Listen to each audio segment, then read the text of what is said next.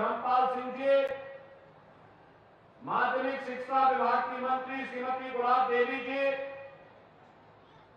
कृषि के राज्य मंत्री सरदार बलदेव सिंह ओलख जी, आज के इस कार्यक्रम में उपस्थित जिला पंचायत अध्यक्ष श्रीमती शेफाली सिंह जी, माननीय विधायकगण श्री रुपेश गुप्ता जी, सत्यपाल सैनी जी, जयपाल सिंह गस्त जी, हरि सिंह ढिल्लो जी, गोपाल अंजान जी, योगेश भामा जी, भारतीय जनता पार्टी के जिला के अध्यक्ष श्री आकाश पाल जी, हमारे अन्य पदाधिकारीगण,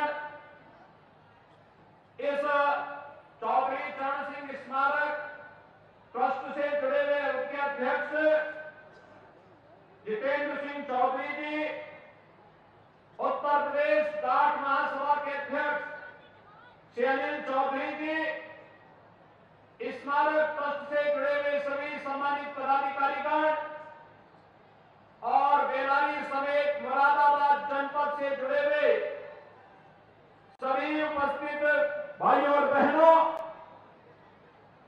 चौधरी साहब की पावन जयंती पर 51 फीट ऊंची उनकी प्रतिमा का लोकार्पण का सौभाग्य मुझे भी प्राप्त हुआ है। मैं इसके लिए चौधरी चरण सिंह स्मारक ट्रस्ट से जुड़े हुए और उत्तर प्रदेश जाट महासभा के सभी पदाधिकारियों को हृदय से धन्यवाद देते हुए चौधरी साहब को उनकी पावन जयंती के अवसर पर उनकी स्मृतियों को नमन करते हुए विनम्र श्रद्धांजलि अर्पित करता हूं। भाइयों बहनों, हम सब जानते हैं चौधरी साहब भारत की अर्थव्यवस्था की गहराई जानकारी रखते थे और इसीलिए उन्होंने इस बात को बड़ी स्पष्टता के साथ कहा था। उन्होंने कहा था कि अगर किसान गरीब रहेगा तो भारत समृद्ध नहीं हो सकता। भारतवर्ष की समृद्धि का राज गांव के खेत और खिलौनों से होकर के जाता है और इसलिए हमें अन्नदाता किसान की खुशहाली और उनकी समृद्धि को ध्यान देना ही पड़ेगा। उसके अनुरूप नीतियां हमारी बननी चाहिए, उसके अनुरूप कार्यक्रम हमारे लागू होने चाहिए और प्रदेश के मुख्यमंत्री के रूप में भी और एक राष्ट्रनेता के रूप में, प्रधानमंत्री के रूप में उन्होंने अन्नदाता किसानों के जीवन में व्यापक परिवर्तन करने का जो कार्य किया, आज उसके परिणाम हम सबके सामने प्रधानमंत्री मोदी जी के नेतृत्व में प्रदेश और देश के अंदर चल रही परिवर्तन की बहार और विकास और समृद्धि की एक नई जो बहार है, यह उसी का परिणाम है।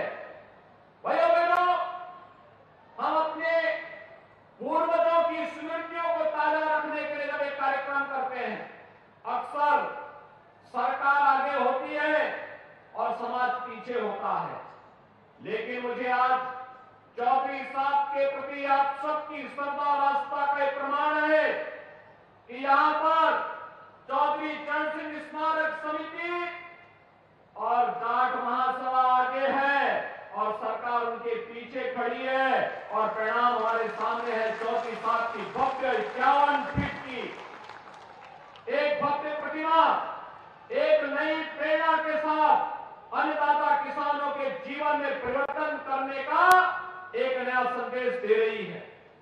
आपने देखा होगा पिछले 9.5 वर्ष के अंदर अन्नदाता किसानों के लिए प्रधानमंत्री मोदी जी के नेतृत्व में जो परिवर्तन देखने को मिला, पहली बार किसी भी आपदा से बचाव के लिए अन्नदाता किसानों को प्रधानमंत्री फसल बीमा का उपहार मिला। कृषि सिंचाई प्रधानमंत्री कृषि सिंचाई योजना को क्रियान्वित किया गया और अकेले उत्तर प्रदेश में पिछले 6 वर्ष के अंदर भाइयों बहनों हमने हमने लगभग 22 लाख हेक्टेयर भूमि को सिंचाई की अतिरिक्त सुविधा प्रदान की है। प्रदेश के अंदर आज इसी का परिणाम है कि प्रदेश के अंदर पहली बार देखने को मिला है देश के अंदर भी कि लागत का 1.5 गुना दाम अन्नदाता किसान को मिले। एमएसपी की घोषणा तो बहुत पहले हो गई थी, लेकिन एमएसपी ईमानदारी से लागू करने का कार्य यह प्रधानमंत्री मोदी जी के नेतृत्व में डबल इंजन की सरकार ने किया।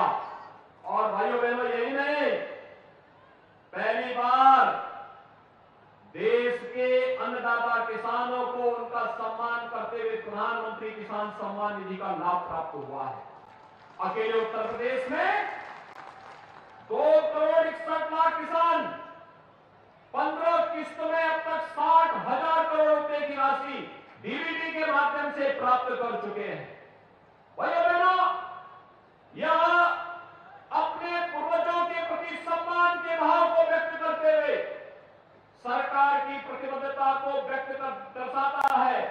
और यही इसी का परिणाम है कि आपने देखा होगा, पहले गन्ना किसान तबाह होता था, वर्षों वर्षों तक उसके गन्ना मिलने का भुगतान नहीं हो पाता था और चीनी मिलें भी तबाह होती थी।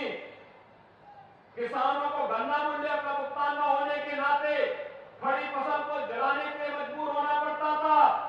याद करिए, 6 वर्ष डबल इंजन सरकार के, 3 वर्ष कोरोना में गए, लेकिन हमने चीनी मिलें बंद नहीं होने दी। हमने कहा कोरोना का भी सामना करेंगे, लेकिन अन्नदाता किसानों को खड़ी फसल पर आग नहीं लगाने देंगे, चीनी मिलें चलेंगी, हम सुविधाएं देंगे। और अब तक 2,25,000 करोड़ रुपए का गन्ना मूल्य का भुगतान अपने अन्नदाता किसानों के खाते में दे करके देश की नहीं, दुनिया के अंदर उत्तर प्रदेश शीर्ष स्थान पर है। भाइयों बहनों, आज के दिन पर 120 चीनी मिलें उत्तर प्रदेश के अंदर चल रही है।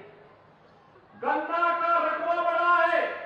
हम लोग जब आए थे 18 लाख हेक्टेयर में गन्ना होता था और कल मैं देख रहा था, आंकड़े उठा रहा था, आज 29 लाख हेक्टेयर से अधिक भूमि पर हमारा अन्नदाता किसान गन्ना की खेती कर रहा है।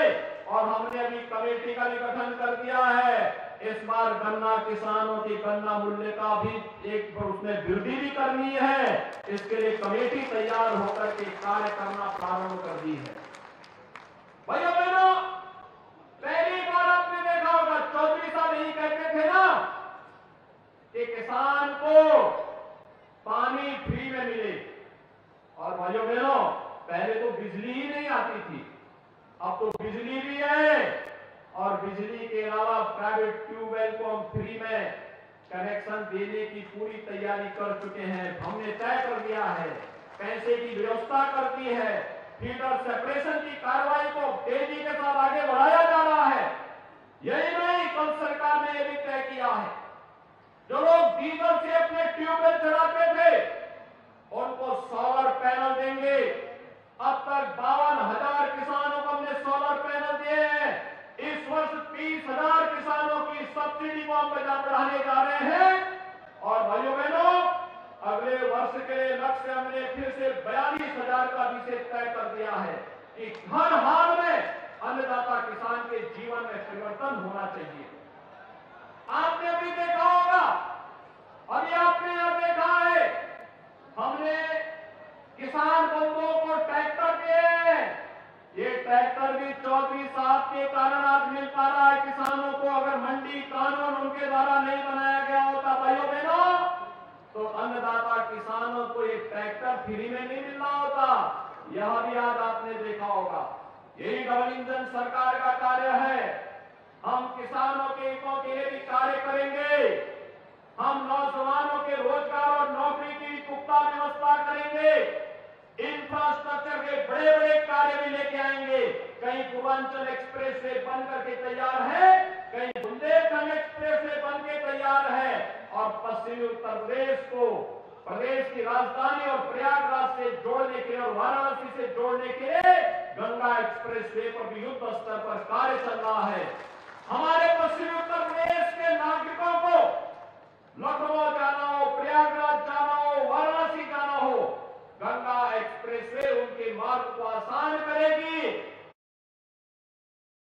खबर आपकी।